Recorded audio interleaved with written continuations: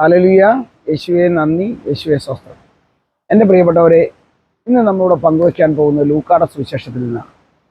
ലൂക്കായുടെ സുവിശേഷം 12-ാം അധ്യായം 1 മുതൽ ഇങ്ങോട്ടും, 12-ാം അധ്യായം 1-ാം വാക്യം മുതൽ ഇങ്ങോട്ട് 44 മുതൽ ഒക്കെയുള്ള വചനങ്ങൾ. ഈ വചനം ഞാൻ പറയുമ്പോൾ നിങ്ങൾ ഈ ലൂക്കായുടെ സുവിശേഷം 12-ാം അധ്യായം ആദ്യം മുതലും അവസാനം വരെ ഒന്നെടുത്ത് വായിച്ചു നോക്കിയാൽ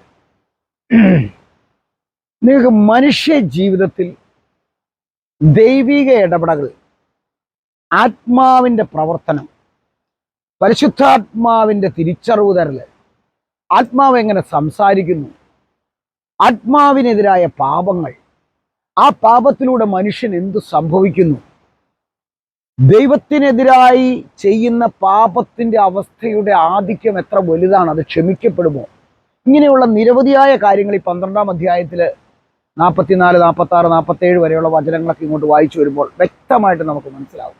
നമ്മളെല്ലാവരും പലപ്പോഴും വചനമെടുത്ത് വായിക്കുമ്പോൾ എൻ്റെ പ്രിയപ്പെട്ടവരെ, ഈ ലൂക്കായുടെ സുവിശേഷം 12-ാം അധ്യായമൊക്കെ ഒന്ന് വിലയിരുത്തി വായിച്ചാൽ, നന്നായിട്ടത് മനസ്സിലാക്കിയാൽ, പ്രാർത്ഥിക്കുകയും പ്രാർത്ഥന ഉൾക്കൊള്ളുകയും ദൈവഹിതമനുസരിച്ച് ജീവിക്കുകയും ചെയ്യുന്ന ഒരു മനുഷ്യനും ഒരു തെറ്റിലേക്കും പോകാൻ അവന് കഴിയില്ല.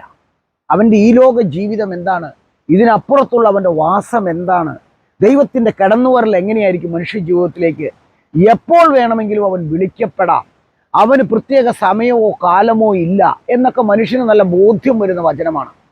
പക്ഷേ ഒത്തിരി പ്രാർത്ഥിക്കുകയും ഒത്തിരി വചനം വായിക്കുകയും ഒക്കെ ചെയ്യുന്ന നമ്മളിൽ പലരും ഈ വചനമൊക്കെ യഥാർത്ഥ അർത്ഥത്തിൽ മനസ്സിലാക്കുന്നുണ്ടോ എന്ന് എനിക്ക് സംശയം തോന്നാറുണ്ട്. കാരണം ദൈവം നൽകുന്ന തിരിച്ചറിവുകൾ, ദൈവം അങ്ങനെ തിരിച്ചറിവ് നൽകുന്ന മനുഷ്യ ജീവിതത്തിൽ അത്ഭുതങ്ങളും അടയാളങ്ങളും സ്പർശനങ്ങളും തൊടലുകളും ചോദിക്കുമ്പോൾ ഉത്തരം തരലും തകർച്ചകളിൽ നിന്ന് സംരക്ഷണമൊക്കെ തരുന്നതാണ് ദൈവത്തിൻ്റെ തിരിച്ചറിവുകൾ. ഈ ലോകത്തിൽ ജീവിക്കുന്ന മനുഷ്യന് ഞാനിവിടെ ഉണ്ട്, എനിക്കിപ്പോഴും പ്രവർത്തിക്കാൻ പറ്റും, ഞാൻ നിങ്ങളുടെ ഇടയിൽ തന്നെ വസിക്കുന്നു എന്ന ബോധ്യം, ഇങ്ങനെ തിരിച്ചറിവ് കൊടുക്കുന്ന മനുഷ്യൻ, ഞാൻ പലപ്പോഴും എൻ്റെ ജീവിതത്തിൽ മനസ്സിലാക്കുന്ന ഒരു സത്യമാണ്, എന്തോരം നിർദ്ദയമായ അവസ്ഥകളിൽ തകർന്നുപോയ മനുഷ്യനിൽ അത്ഭുതം പ്രവർത്തിച്ച് നിലനിർത്തിയ ആ ദൈവത്തിനൊരു മഹത്വം കൊടുക്കാൻ ചോദിച്ചാൽ മറ്റുള്ളവർ കേൾക്കുകയും കേൾക്കാതിരിക്കാനും വേണ്ടി ഒളിച്ചും പാത്തും തമ്പുരാനെ തിരിച്ചറിയാത്ത രീതിയിൽ പല അഡ്ജസ്റ്റ്മെന്റുകളിലൂടെയൊക്കെ തൊട്ടും തൊടിയിച്ച് എന്തേലും പറഞ്ഞൊപ്പിക്കുക.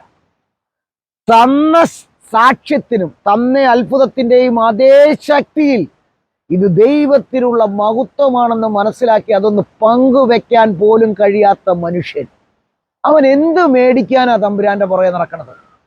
എൻ്റെ പ്രിയപ്പെട്ടവനെ, ദൈവം കൃഷി ഇറക്കാൻ വേണ്ടി ഒരു ഭൂമി നന്നാക്കിയാൽ, ആ ഭൂമിയിൽ ദൈവം കൃഷി ഇറക്കിയിട്ടുണ്ടെങ്കിൽ, ആ കൃഷി വ്യക്തമായിട്ട് പരിപാലിച്ചു കൊണ്ടുപോകാൻ നമുക്ക് കഴിഞ്ഞില്ലെങ്കിൽ നിങ്ങൾ കൊടുക്കേണ്ട വില ചെറുതൊന്നും ആയിരിക്കുകയില്ല.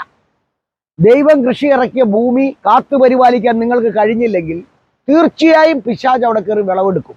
ആ വിളവെടുപ്പ് നിങ്ങളുടെ ജീവിതത്തിലെ പല തകർച്ചയ്ക്കും പല ദുഃഖങ്ങൾക്കും പല നാശങ്ങൾക്കും കാരണമായി തീരും. സംശയമൊന്നും ആ കാര്യത്തിൽ വേണ്ട. ഇത് മനുഷ്യനെ പേടിപ്പിക്കാൻ വേണ്ടിയല്ല പറയുന്നത്. വചനം പറയുന്നു 12-ാം അധ്യായത്തിൽ വ്യക്തമായിട്ട്, മനുഷ്യരോട് പറയുന്നു, അവനത് മനസ്സിലാക്കണം. ദൈവം ഒരുക്കുന്ന മനുഷ്യനാണ് അത്ഭുതങ്ങളും അടയാളങ്ങളും തന്ന് സഹായിക്കപ്പെടുന്നവൻ, സംരക്ഷിക്കപ്പെടുന്നവൻ, ആത്മാവിനെ നിക്ഷേപിക്കുന്നവൻ, ആത്മാവിലൂടെ സംസാരിക്കുന്നവനൊക്കെ. അവൻ തെറ്റിലേക്ക് പോയാൽ അവന് കിട്ടാൻ പോകുന്ന പ്രതിഫലം ചെറുതായിരിക്കില്ല, വലുതായിരിക്കും. ഞാൻ പറയുകയാണ്, നിർദ്ദയമായി ജീവിക്കാൻ പോലും മാർഗമില്ലാതെ നിൽക്കുന്ന മനുഷ്യൻ, തകർന്ന് തരിപ്പണമായ രോഗാവസ്ഥയിൽ കൂപ്പുകുത്തിയവൻ, അവനെ സംരക്ഷിക്കുവാൻ ദൈവത്തിന്റെ സ്പർശനം കിട്ടുമ്പോൾ ആ ദൈവത്തിനൊരു മഹത്വം പോലും കൊടുക്കാൻ ഒളിവും തിരിവും വെച്ചുകൊണ്ട് കാണിക്കുന്ന മനുഷ്യൻ, അല്ലെങ്കിൽ അതിനെ കട്ട് ചെയ്ത് ആവശ്യമില്ലാത്തതോ ആവശ്യമുള്ളതൊക്കെ മാറ്റി നിർത്തിയിട്ട് അവൻ്റെ മനസ്സിൽ ആരും അറിയാത്ത രീതി തോന്നുന്ന രീതി സാക്ഷ്യം കൊടുക്കുന്നവൻ.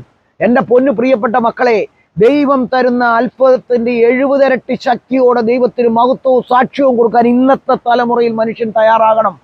ഇന്ന് മനുഷ്യൻ ദൈവവിശ്വാസത്തിൽ നിന്നും ദൈവിക പദ്ധതിയിൽ നിന്നും ദൈവമെന്ന ചിന്താഗതിയിൽ നിന്നും തള്ളപ്പെട്ടു പോകുന്ന തലമുറയാണ്.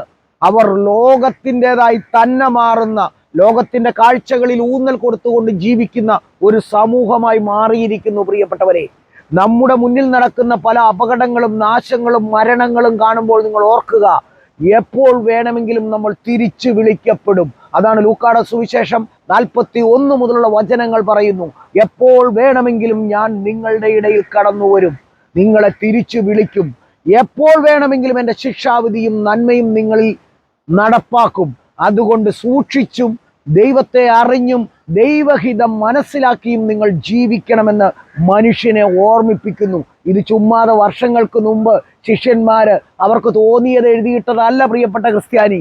നമ്മൾ പഠിക്കാനും നമ്മൾ മനസ്സിലാക്കുവാനും നമ്മൾ കിടന്നു പോകുന്ന ഈ അവസ്ഥകളെ തിരിച്ചറിയുവാനും വേണ്ടിയാണ് ഈ വചനങ്ങൾ ഇപ്പോൾ ഉപയോഗിക്കപ്പെടേണ്ടത്. കാരണം വളരെ സങ്കീർണമായ ഒരു കാലഘട്ടത്തിലൂടെ ജനസമൂഹം കടന്നു പോകുമ്പോൾ ദൈവം തരുന്ന പദ്ധതികളെ കുറിച്ച് അവന് തിരിച്ചറിയാൻ കഴിയുന്നില്ലെങ്കിൽ അവൻ കരഞ്ഞിട്ടോ നിലവിളിച്ചിട്ടോ കാര്യമില്ല പ്രിയപ്പെട്ടവരെ.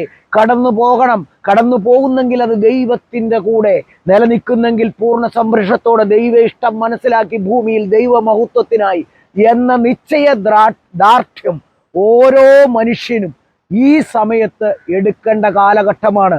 ഇവിടെയാണ് ലൂക്കായുടെ സുവിശേഷം 12-ാം അധ്യായത്തിന്റെ പ്രത്യേകതകൾ മനുഷ്യൻ മനസ്സിലാക്കേണ്ടത്. എൻ്റെ പ്രിയപ്പെട്ടവരെ, നിങ്ങൾ ഒത്തിരി വചനം വായിക്കുകയും ഒത്തിരി വചനം തേടിപ്പോവുകയും ഒത്തിരി വചനപ്രഘോഷണം കേൾക്കുകയും അണ്ടമാനം പഴയ നിയമം എടുത്തിട്ട് നിങ്ങൾ മനസ്സ് അസ്വസ്ഥമാക്കുക ഒന്നും അല്ല ചെയ്യേണ്ടത്.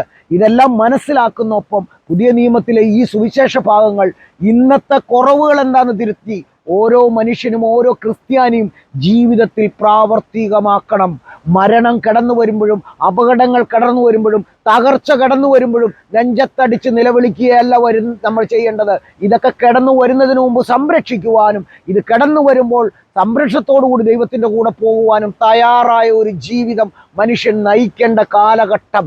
ലോകത്തിൽ ഉണ്ടാകാൻ പോകുന്ന വലിയ മാറ്റങ്ങളുടെ തുടക്കങ്ങളാണ് പലതുമെന്ന് മനസ്സിലാക്കിക്കൊണ്ട് മനുഷ്യൻ ജീവിക്കേണ്ട ഒരു പദ്ധതിയാണ് ഈ സുവിശേഷം ഇന്നത്തെ കാലഘട്ടത്തിൽ നമുക്ക് ബോധ്യം തരുന്നതെന്ന് ഉൾക്കൊണ്ടുകൊണ്ട് എൻ്റെ പ്രിയപ്പെട്ട മക്കളെ, നിങ്ങൾ ലൂക്കായുടെ സുവിശേഷം 12-ാം അധ്യായം എടുത്ത് ഞാൻ ഈ പറഞ്ഞ മാതിരി ഒന്ന് വായിച്ചു നോക്കുകയും സ്വന്തം ഒന്ന് വിലയിരുത്തുകയും ചെയ്യുക. ഇന്നത്തെ നിമിഷം ഈ സന്ധ്യയിൽ അല്ലെങ്കിൽ ഈ പ്രഭാതത്തിൽ ഞാൻ തിരിച്ചു വിളിക്കപ്പെട്ടാൽ എൻ്റെ അവസ്ഥ, എൻ്റെ കുടുംബത്തിൻ്റെ അവസ്ഥ, ഞാൻ ഏതവസ്ഥയിൽ നിൽക്കുന്നു, ദൈവത്തോട് എനിക്ക് എന്ത് പ്രതിബദ്ധതയുണ്ട്, ദൈവത്തിൻ്റെ ആത്മാവിനെ ഞാൻ എങ്ങനെയാണ് സംരക്ഷിച്ചത് എന്ന് ചിന്തിക്കുവാനുള്ള ഒരു വലിയ സന്ദർഭമായി ഈ വചനത്തെ ഉപയോഗിക്കണമെന്ന് ദൈവനാമത്തിൽ ഞാൻ നിങ്ങളോട് അപേക്ഷിക്കുന്നു.